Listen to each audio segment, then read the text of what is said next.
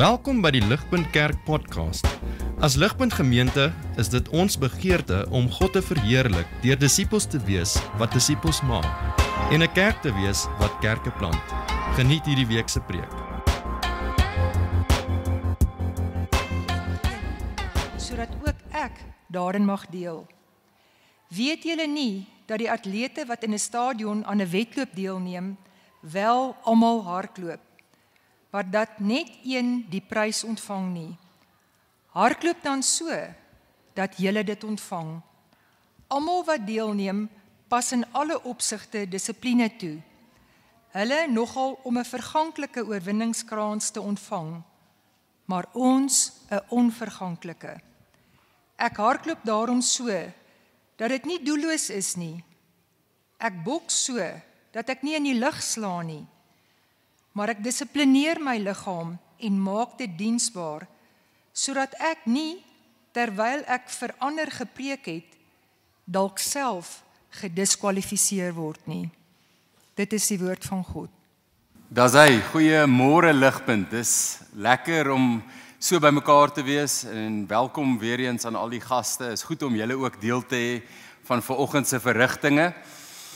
Gert het genoem, ons is besig met hierdie reeks uit die boek van 1 Korintiërs. Ons is al 'n wyle besig. Ons gaan nog 'n ruk besig wees hiermee. En hierdie boek het ons getiteld, of hierdie reeks, Nuwe Mense, Nuwe Lense. En dit is die evangelie wat ons nuwe mense maak, maar dis daai selfde evangelie wat ons ook die lense gee om na onsself te kyk deur die goeie nuus van Jesus, maar ook om na die wêreld om ons te kyk aan die hand van hierdie evangelie. Ek dink ons kan omtrent daaraan dink dat elke week wat ons hier by mekaar kom, is dit asof ons opnuut daai lense bietjie in fokus kry. Ons maak hulle mooi skoon. Dan gaan ons die week in en as ons hier aankom, as hulle weer so bietjie vuil, bietjie dof, bietjie modder wat party van ons opgetel het, en dan op 'n Sondag soos hierdie vee ons daai lense weer skoon en ons kom om die evangelie te sien vir wat dit is.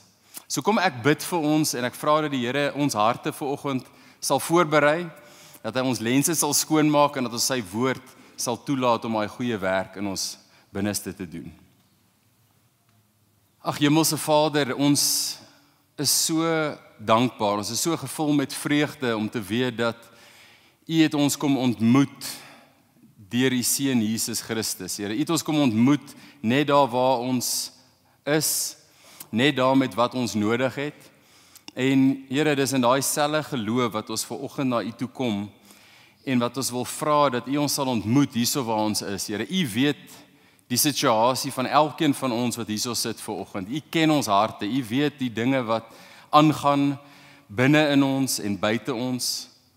Here, in my gebed is, sal U ons deur U Gees in hierdie oggend kom ontmoet. Sal U ons, Here, ontmoet met U self, met die woord, met die waarheid, met die volheid daarvan.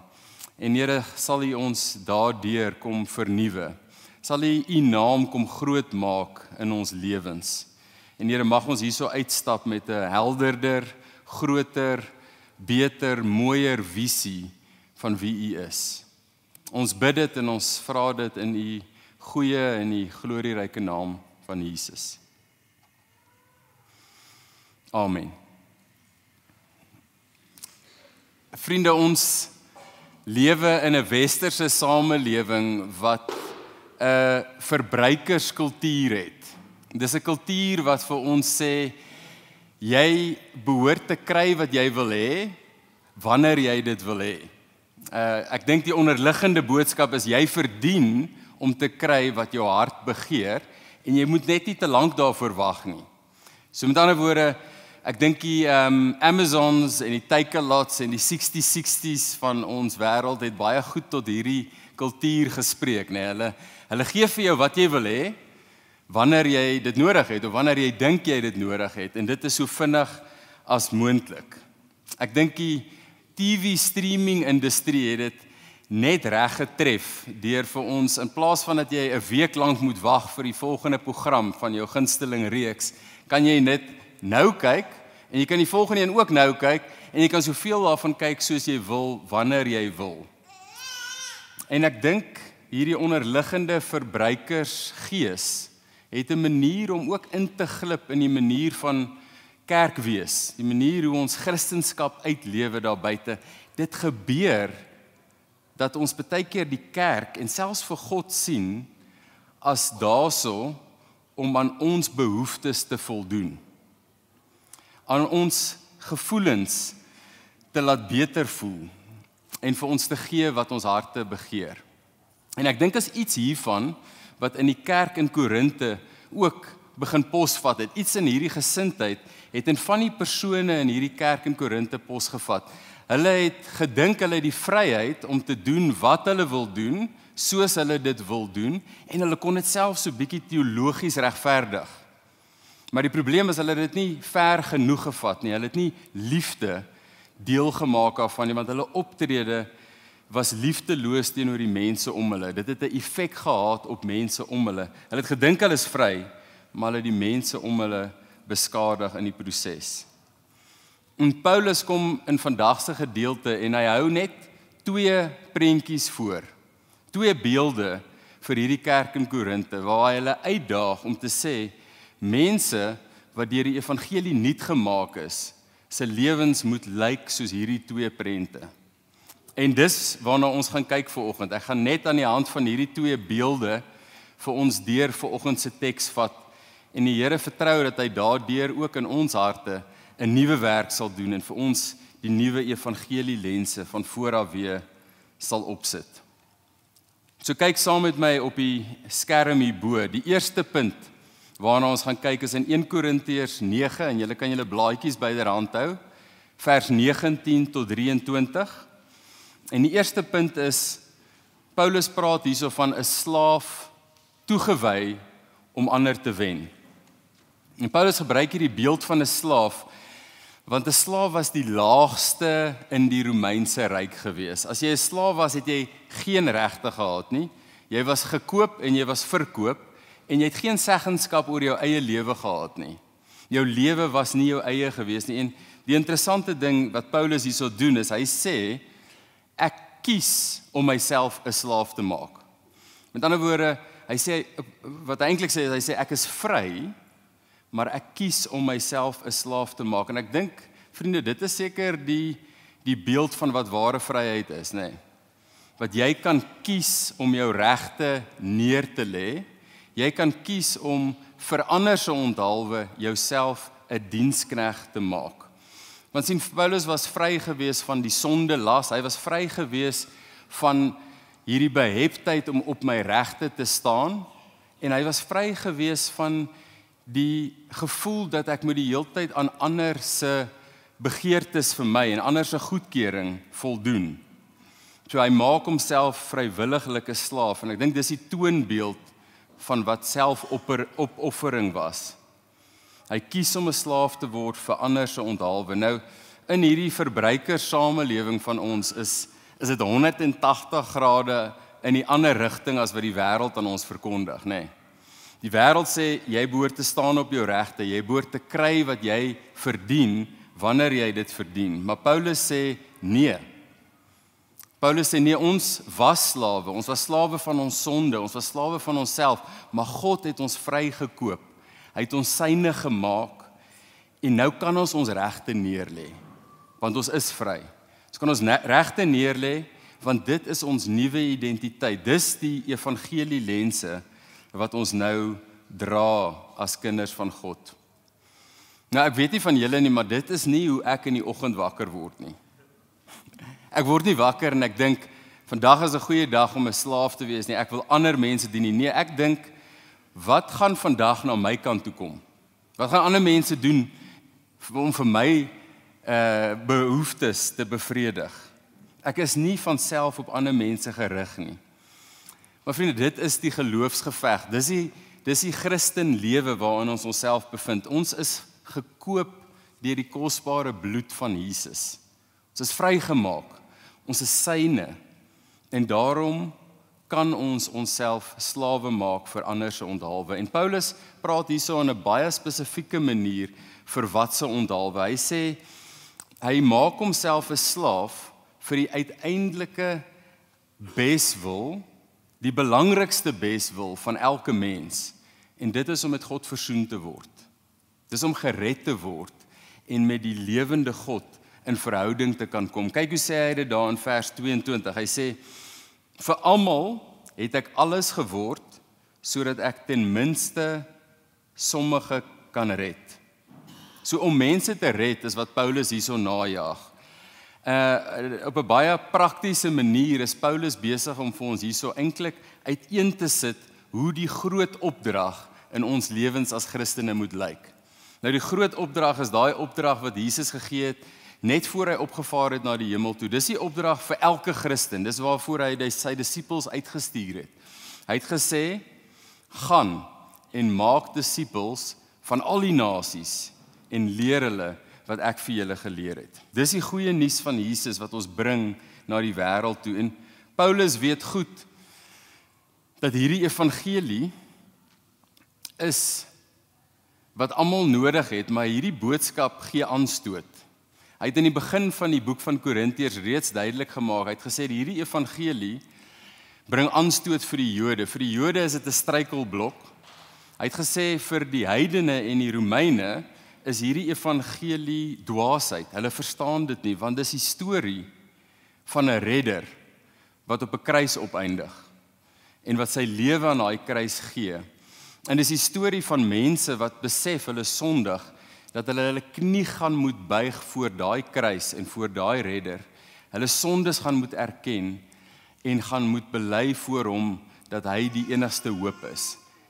Nou daai boodskap is die moeilikste ding vir ons as sondige mense om te doen, om jou knie te buig en te erken dat jy hulp nodig het met jou sonde. Maar sien Paulus wil seker maak dat die aanstoot bly by die boodskap en dat die aanstoot nie kom van die boodskapper nie. En dis hoekom hy daarso sê in daai gedeelte, hy sê ek word alles vir almal sodat ek sommiges kan red. So Paulus ontmoet mense daar waar hulle self bevind. Hy pas sy lewenstyl aan sodat hy hulle kan ontmoet in die plek waar hulle self bevind, binne in hulle kultuur. Hy doen dit sonder om te sondig, maar hy verander sy eie lewenstyl om by hulle aan te pas.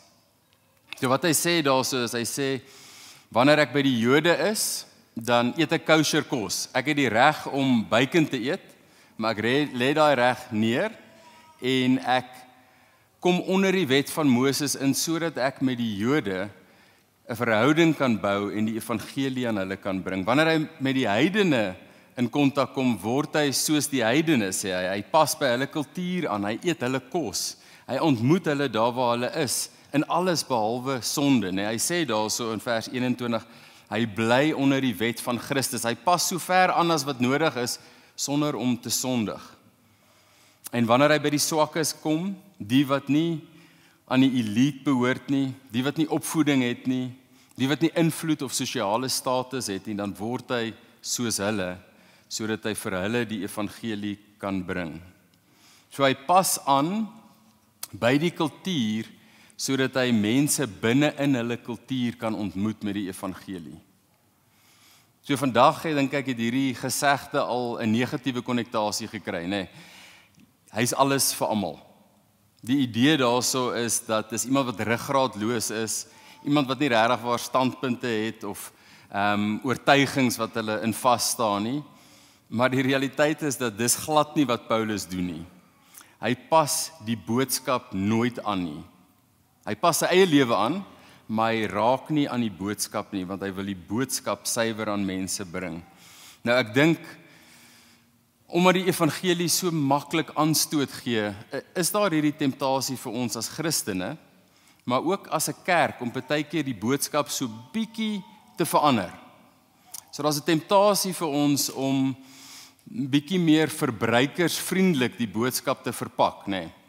Sodat ons sekere dinge miskien net op die kant toe skuif. Dinge soos sonde, dinge soos God se heiligheid, dinge soos sy regverdige oordeel oor sondaars, wat net nie so lekker op ons ore val nie, so ons stoot dit so bietjie na die kant toe en ons fokus dalk eerder so bietjie meer op God se liefde, op sy genade.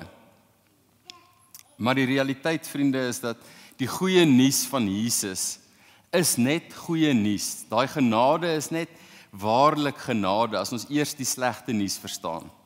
As ons eers weet dat ons sondaars is, wat nêrens anders kan hoop of redding kry as by Jesus nie. Ons is onder die oordeel van God tot ons in sy liefde inkom. So ons is boodskappers, sê Paulus hierso, wat aanpas sonder om te sondig, sodat ons die onaangepaste boodskap van die evangelie vir die wêreld daar buite kan bring. En ek dink, vriende, dit is die handboek van sendingwerk. Dis so sendingwerk 101. Dit is as jy in die sendingveld moet ingaan, is hierdie die waarheid wat jy geleer word. En ek dink 'n goeie voorbeeld hiervan is die bekende sendeling aan China, Hudson Taylor. En hy het in die 1800s vir 51 jaar lank in China sendingwerk gedoen. En toe hy daar aankom, het hy agtergekom dat ten spyte van die feit dat hy die taal kan praat, was sy westerse manier van dinge doen 'n groot hindernis vir die evangelie. En so wat hy toe begin doen het, is hy het sy hare as 'n prim en proper Engelsman, het hy sy hare begin lank groei, hy het sy hare begin vleg, hy het begin om Chinese klere te dra, hy het begin om Chinese praktyke te doen, om hulle kos te eet, sodat hy binne in daai kultuur die hindernisse kon wegvat en met hulle die evangelie kon deel. En sy mede-Britse sendelinge het in daai tyd gedink as iets fout met hom. Hulle het hom gespot, hulle het gesê, hoorie, is iets nie lekker met hierdie man nie. Maar wat Hudson Taylor verstaan het, is dat die kultuurvorms is nie die evangelie nie. Die kultuurvorms is die goed wat ons kan laat gaan, dis die ding wat ons kan neerlê, sodat ons juis nie hindernisse in die pad sit van mense nie, sodat ons mense kan ontmoet daar waar hulle is met hierdie evangelie, met hierdie goeie nuus van Jesus. En uiteindelik het hierdie toewyding van hom 'n ontsaglike invloed gehad in die sendingwerk in China, wat vir geslagte daarna nog 'n invloed gehad het. So dis ek dink 'n goeie voorbeeld vir ons, maar vriende, ek dink ons almal besef, ons sit nie in China nie, ons sit nie in 'n ander land nie, ons sit hier in Suid-Afrika, in Pretoria, as Afrikaners. Hoe lyk dit vir ons hierso vandag, om alles vir almal te word? Hoe lyk dit vir ons om die evangelie uit te dra na die wêreld om ons? Nou, ek dink, in 'n land soos ons sinne, waar taal en etnisiteit sulke duidelike lyne trek tussen verskillende mensegroepe, is dit ekstra moeilik vir ons as 'n kerk soos Ligpunt om oor hierdie kultuurgrense en taalgrense die groot opdrag werklik uit te leef en uit te voer. Dit verg opoffering, want dit is ongemaklik om met mense wat nie soos ek en jy is nie, verhouding te bou. Dit is ongemaklik om met mense wat nie jou taal praat nie, wat nie soos jy dink nie, 'n verhouding te bou, sodat jy binne in daai verhouding iets van die evangelie vir hulle kan bring nie. Maar ek dink dis ook presies waar die geleentheid lê, omdat dit so raar is, omdat ons dit so min sien, skep dit die geleentheid vir 'n kragtige getuienis van wat die evangelie van Jesus kan doen. So, laat ek vir ons 'n paar vrae vra oor hoe lyk jou en my aanpasbaarheid om oor kultuur en rassegrense te tree. Miskien kan ek vir ons vra net, het jy vriende wat 'n ander kleur as jy is? Het jy vriende wat 'n ander taal as jy praat, wat uit 'n ander etnisiteit en kultuur kom as wat jy kom? Wanneer laas het jy iemand oorgenooi vir ete wat nie dieselfde rassegroep en taalgroep as jy is nie? Of wat net van om moeite te doen by jou kinders se skoolaktiwiteite, om te praat met mense wat nie soos jy is nie, of by die werk met mense verhoudings te bou. Bid ek en jy spesifiek vir geleenthede om die evangelie te bring vir mense wat nie soos ons is nie, en om daai verhoudings te bou. Want ek dink ons bly dalk in 'n reënboognasie, maar ons leefwêrelde is baie eenkleurig en eensydig. En my gebed vir ons is, en vir myself is, dat die Here ons genadig sal wees, sodat ons beter sal wees met verhoudings bou met mense wat buite ons gewone groepe is, sodat ons die evangelie kan deel. Vriende, die herinnering van die Bybel is, aan die einde van Openbaring, is die prentjie wat ons sien voor God se troon, 'n menigte van mense van elke nasie, van elke taal, van elke kultuur, van elke etnisiteit, wat voor God se troon staan as sy kinders. Toe mag ons nou al begin om onsself voor te berei, want dit is hoe God se koninkryk gaan wees. Hy is mal oor verskeidenheid. Hy het verskeidenheid gemaak, en dit gaan deel wees van die familie wat ons gaan geniet vir alle ewigheid. Toe mag ons nou al goed wees om oor kultuurgrense verhoudings te bou en die evangelie vir mense voor te hou. Maar vriende, ek wil ook sê, ons het ook 'n rol en 'n roeping om binne in hierdie Afrikaanse kultuur van ons ook te evangeliseer. En dis ook moeilik om binne in ons kultuur te evangeliseer, want ons het 'n idee in ons kultuur dat Afrikaans is gelyk aan Christen. So daarso is 'n kultuur-Christenskap wat ons gewoond is aan. As jy Afrikaans is, dan dink jy is outomaties 'n Christen. Maar vriende, die realiteit is dat wanneer jy werklik 'n Christen word, dan verander daar iets in jou DNA.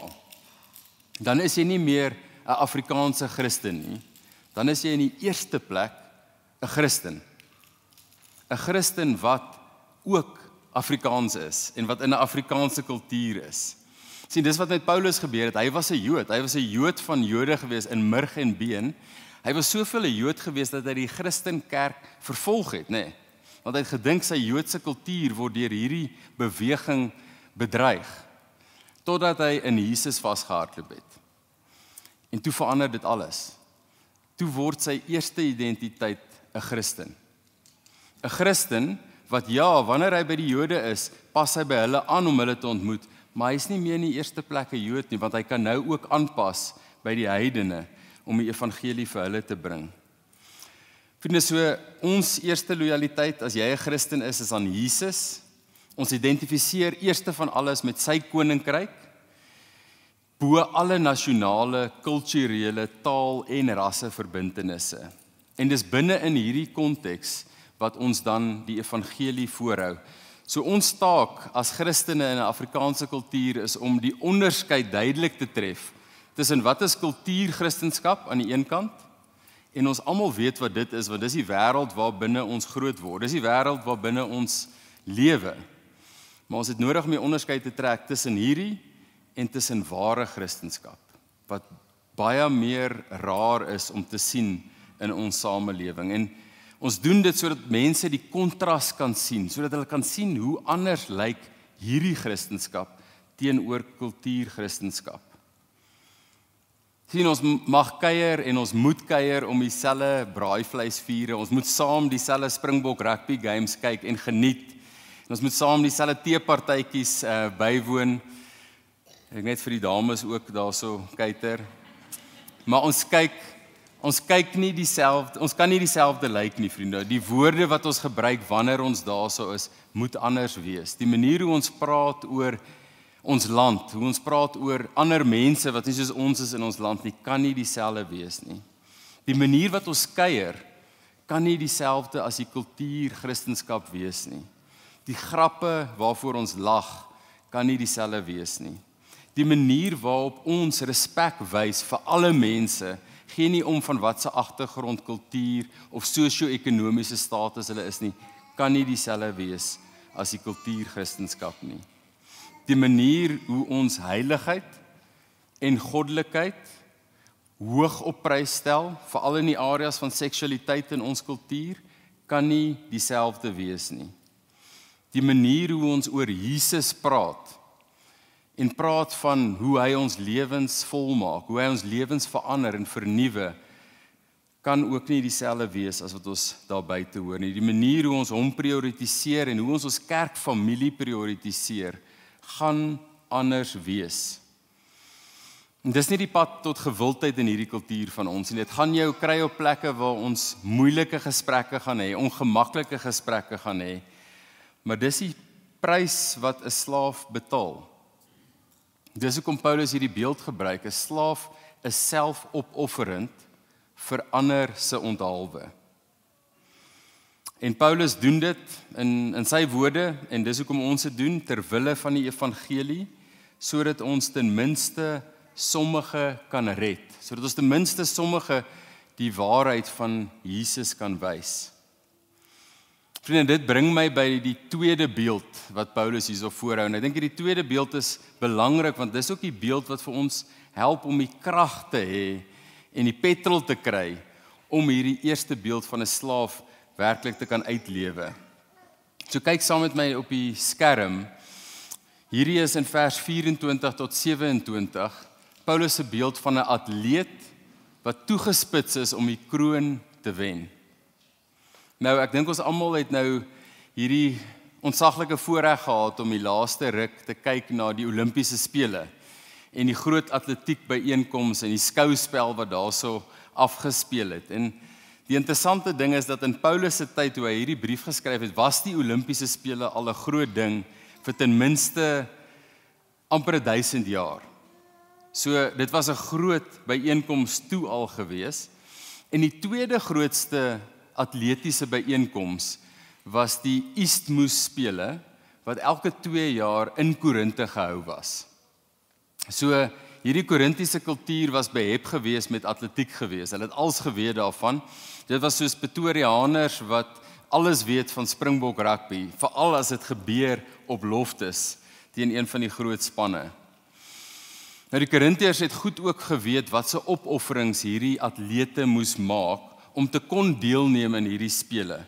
Ek dink ons besef nie altyd nie, maar hierdie ouens was professionele atlete, net soos vandag se professionele atlete. Dis wat hulle gedoen het.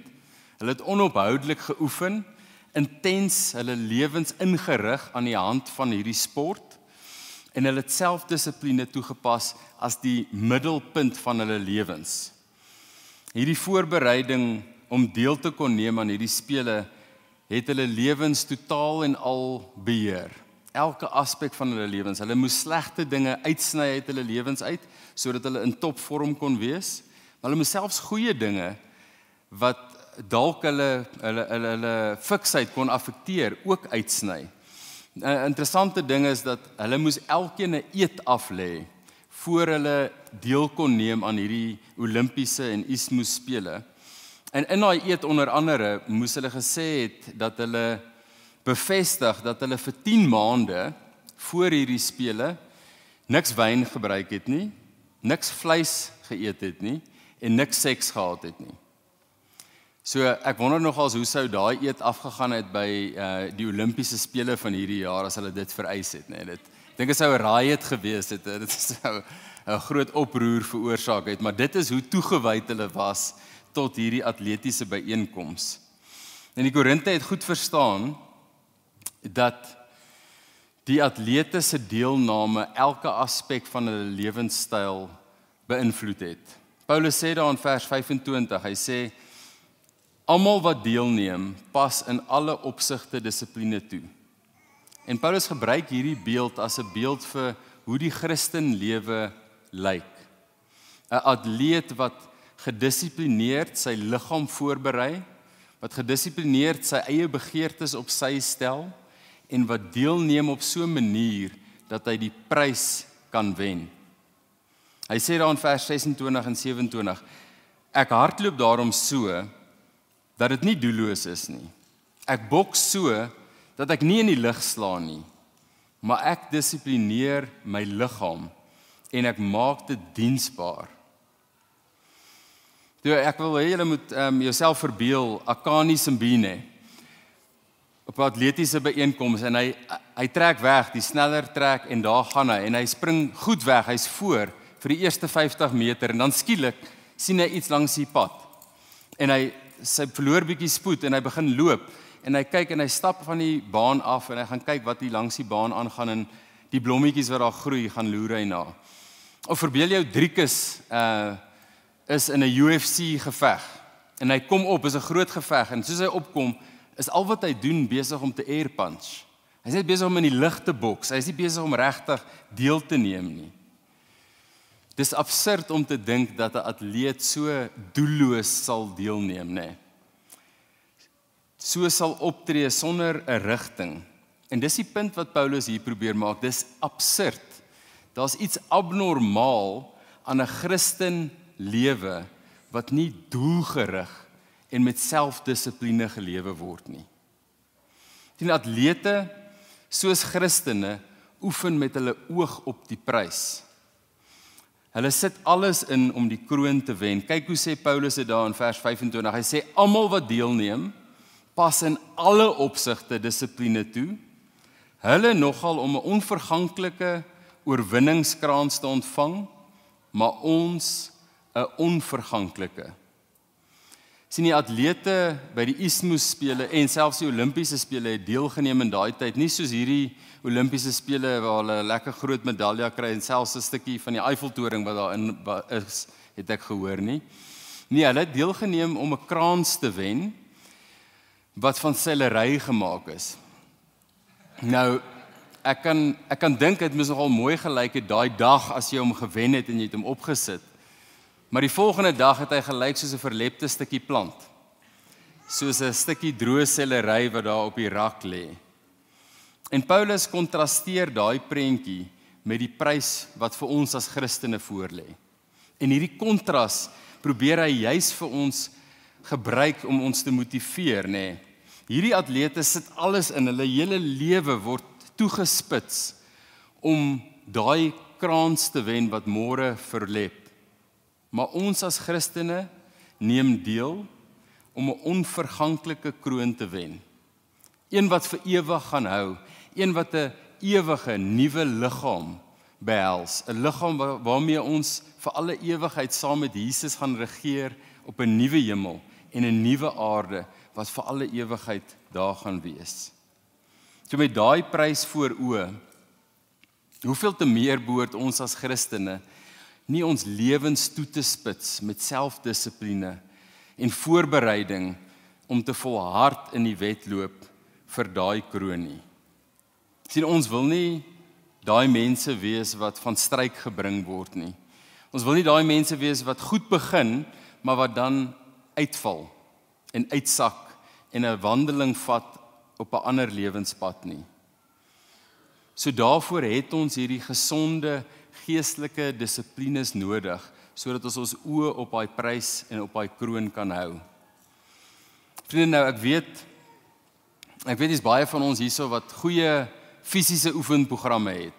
Ek weet dis selfs 'n party van ons hierso wat die Comrades afgelê het hierdie jaar en wat weet wat dit vat in voorbereiding en selfdissipline om reg te kom vir daai Comrades. Ek weet baie van daai ouens is nie vanoggend hier nie want hulle is by nog 'n groot marathon hierdie naweek. Maar kan ek ons vra, vriende, hoe lyk jou en my geestelike oefenprogram? Hoe lyk jou dissiplines rondom daai daaglikse Bybel lees en gebedstyd? Is jy fiks om God se woord toe te laat om jou lewe te vul, om jou hart en jou gedagtes vol te maak en te verander, sodat jy gevorm kan word meer en meer na die beeld van Jesus?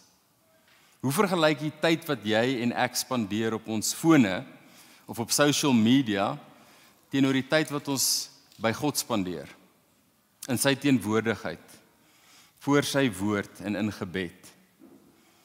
Ouers, hoe lyk die voorbeeld wat ons stel vir ons kinders van tyd spandeer op 'n gedissiplineerde manier saam met ons kinders in gebed en onder God se woord?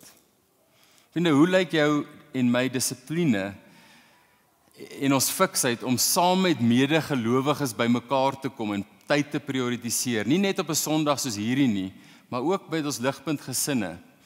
Die ontsaglike voorreg van die Christen lewe is dat die Here het ons spanmaats gegee. Hy het ons mense gegee wat langs ons inkom en saam met ons oefen, sodat ons hierdie pad kan stap, juis wanneer dit moeilik is, juis wanneer ons nie mooi weet hoe om vorentoe te gaan nie. Nou, hoe lyk jou en my dissipline as dit kom by ons gedagtewêrelde? Hoe lyk ons dissipline as dit kom by dit wat ons oë en ons ore voor uitleen en wat ons toelaat om ons lewens van vol te word? Nou, hoe lyk dit in terme van ons dissiplines, met wat ons doen met die geld wat die Here aan ons toevertrou? Is ons besig om ook getrou en gedissiplineerd van daai geld op sy te sit vir die koninkryk van God en te belê daar? Die ironie, dink ek, is dat niemand sal dink om die Comrades te hardloop en deel te neem aan die Comrades sonder dat hulle die tyd, die selfdissipline en die oefening ingesit het om dit te kan klaarmaak nie. Nou, hoekom sal ons dink die Christenwedloop is enigstens anders? Hoekom sal ons dink die Christenwedloop het nie nodig dat ons hierdie selfde selfdissipline en tyd en doelgerigtheid insit nie? Die goeie nuus is van oefening, dat is darm nooit te laat om te begin nie, nee. Jy kan altyd begin net daar waar jy is, en jy kan klein stappies begin en bou aan daai oefening. Dis nooit te laat nie, jy is nooit te onfiks om nie nou te begin en jou lewe te vul met daai selfdissipline nie. Want vriende, daar's ook 'n waarskuwing in vandag se gedeelte. Kyk saam met my op die skerm hierso, in vers 27 sê Paulus: "Maar ek dissiplineer my liggaam en ek maak dit diensbaar, sodat ek nie terwyl ek vir ander gepreek het, dalk self gediskwalifiseer sal word nie." So wat bedoel Paulus hierso as hy sê, sodat ek nie self gediskwalifiseer sal word nie? Sien, vir Paulus is hierdie selfdissipline nie 'n opsionele ekstra in die Christenlewe nie. Dis vir hom onlosmaaklik verbind aan wat dit beteken om 'n Christen te wees. Dit is die normale Christenlewe. Dit beteken nie Christene is foutloos of sonder sonde nie, ver van dit af, maar dit beteken as jy 'n Christen is, per definisie is jy in die wedloop, jy hardloop om die kroon te wen en jy's getrou en gedissiplineerd om agter Jesus aan te hardloop. Met ander woorde, vriende, 'n Christen wie se lewe gekenmerk word deur 'n ongedissiplineerde wandeling, of wie se lewe geen erns wys om doelgerig agter Jesus aan te loop nie, het nodig om die vraag te vra, is ek werklik nog in die resies? Is ek werklik nog in hierdie wedloop, of het ek uitgesak? Het ek afgetrek van die pad, en is ek besig om 'n ander lewe na te jaag? Kyk saam met my hoe sê Dane Ortlund dit in sy boek Deeper. Hy sê hierso: "None of us is ever in neutral. Right now, every one of us who is in Christ is either killing sin or being killed by sin, either getting stronger or getting weaker. If you think you're coasting, you're actually going backward." Die ware Christenlewe per definisie is een wat volhard in hierdie wedloop. Ja, ons val, maar ons staan weer op en ons hardloop. En Paulus sê iets soortgelyk. Hy gee nog 'n waarskuwing in die beeld van die slaaf ook. So, kom ons gaan terug na vers 23 en kyk saam met my hierso op die skerm waar hy sê: "Dit alles doen ek ter wille van die evangelie, sodat ek daarin mag deel." Hierdie sin klink eintlik vir ons verkeerd om, net. Dit klink of Paulus moet sê, ek bring die evangelie vir ander mense, sodat hulle kan deel in die evangelie. Maar wat hy hierso sê is eintlik die teenoorgestelde. Hy sê, deur homself 'n slaaf te maak, ter wille van ander, is die manier waarop hy deel het aan die evangelie. Om sy regte op te gee vir die evangelie, is die manier waarop hy daardie selfde evangelie uitlewe. Met ander woorde, Paulus sê, hy preek nie net die evangelie nie, hy lewe hierdie evangelie. Paulus kan nie 'n ander manier sien om 'n Christen te wees nie. Vriende, dit is uiteindelik ook die lewe waartoe elke Christen geroep word. Kyk hoe sê Jesus dit in Matteus 16, vers 24 en 25. Kyk saam met my, Jesus sê hierso vir sy disippels, hy sê, "If anyone would come after me, let him deny himself and take up his cross and follow me." Dis wat Paulus gedoen het, dis wat 'n slaaf doen, né? Deny himself, take up your cross and follow me. For whoever would save his life will lose it. But whoever loses his life for my sake will find it. Vriende, so by die hart van die evangelie, in die middelpunt van hierdie goeie nuus wat ons verkondig, is die een wat die heerser is oor die heelal. Die heerser oor die heelal wat gekies het om sy heerskappy op sy te sit, sy voorregte neer te lê en om 'n mens te word. Om ons te kom ontmoet daar waar ons is as 'n mens, in 'n arm stal gebore, sonder enige van die voorregte en regte wat hy gehad het. Hy het alles prys gegee en hy het gekom nie om gedien te word nie, maar hy het gekom as 'n dienskneg, as 'n slaaf om te dien. Soveel te dien dat hy sy lewe neergelê het vir jou en vir my, sodat hy kon betaal vir die sonde skuld wat ons nie voor kon betaal nie. Hy het die doringkroon op sy kop gesit, sodat ek en jy die vooruitsig kan hê om die onverganklike kroon op ons kop te sit. Dis die hart van ons boodskap, dis die hart van ons evangelie, is Jesus wat gekom het, en ons kom ontmoet het daar waar ons is, sodat hy die evangelie vir ons kon gee, daar waar ons dit nodig gehad het. So vriende, ek gaan vir ons net afsluit, om te sê, die pad na die kroon is die pad van die kruis. Vir elke Christen sonder uitsondering. En Ligpunt, my gebed vir myself en vir ons as 'n kerk is dat ons meer as verbruikers van die evangelie sal wees. Dat ons meer sal wees as mense wat na Jesus en sy kerk kyk oor wat dit vir my kan bied. Maar dat ons soos Paulus deelnemers sal wees aan hierdie evangelie. Mag ons mekaar in Ligpunt aanspoor en aanmoedig en hierdie twee beelde vir mekaar voorhou, dat dit ons lewens in hierdie kerk sal kenmerk.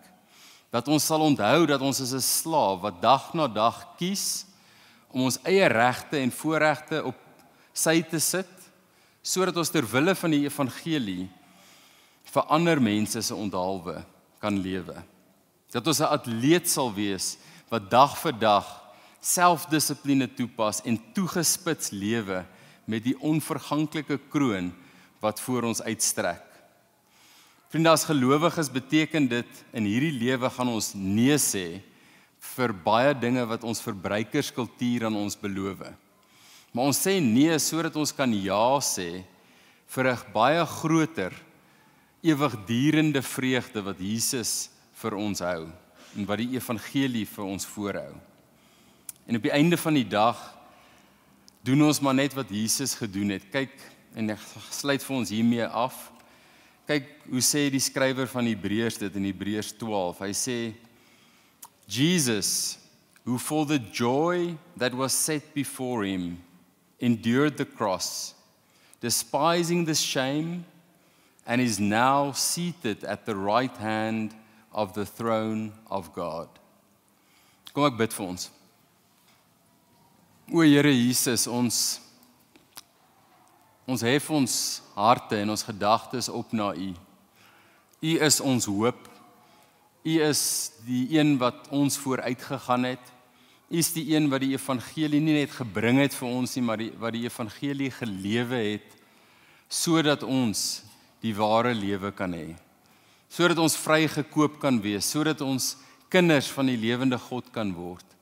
En sodat ons lewens kan lewe wat lewens is wat hierdie selfde evangelie uithou na 'n wêreld wat U so nodig het. O Here Jesus, ons bid en ons vra dat U hierdie waarheid, hierdie woorde in ons harte sal laat insak, dat U deur die Gees dit lewendig sal maak, dat U vir ons sal mense maak wat, Here, in alles wat ons doen, die evangelie sal onthou, en dat ons daai lense sal aan hê en dat ons sal kyk na die wêreld en na onsself aan die hand hiervan. Mag ons toegewyd wees tot U. Mag ons toegespits wees op hierdie lewe wat U ons tot geroep het. Dat ons dit sal doen want ons weet dis nou die goeie lewe, maar dis die lewe wat vir ewig sal hou. Die lewe wat vir ewig vir ons vreugde en blydskap en intimiteit met die lewende God gaan bring. Ons bid en vra dat U ons 'n kerk sal maak wat aan die hand van hierdie twee beelde ook sal lewe. Dat dit ons kultuur sal vorm hier binne en dat ons U sal eer met alles wat ons doen. Ons loof U en ons prys U en ons dank U vir U genade. Amen. Vir meer inligting oor Ligpunt Kerk, besoek gerus ons webwerf op www.ligpunt.com of kontak ons gerus by info@ligpunt.com.